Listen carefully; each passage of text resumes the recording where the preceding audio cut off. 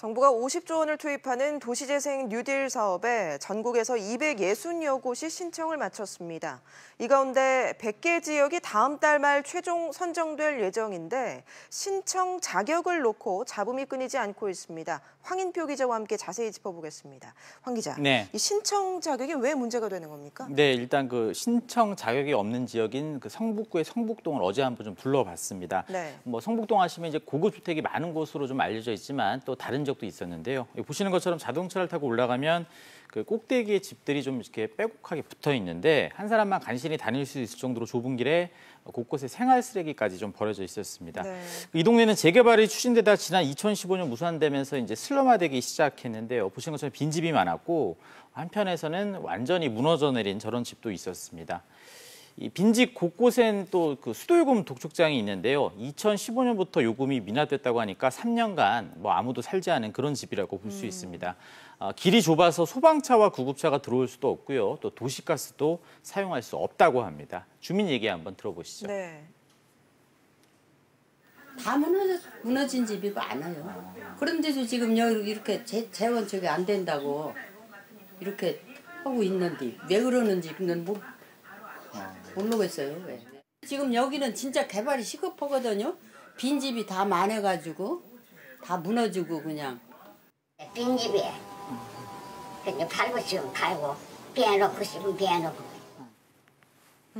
누가 봐도 많이 낙후됐고 네. 개선이 필요해 보이는데 왜 이 도시 개선 신청을 할 수 없는 건가요? 그 국토부가 내놓은 도시재생 뉴딜의 조건이 네. 있습니다. 집값이 안정된 지역으로 한다 그런 건데요. 그 나라 돈이 아무래도 들어가다 보니까 환경을 개선했더니 주변 집값이 뛰어오르는 그런 부작용을 막기 위해서입니다. 기준은 작년 8월부터 올해 6월까지 10개월간 상승률을 보는데 서울시 평균인 4.92%보다 높으면 이 도시재생을 신청할 수가 없습니다.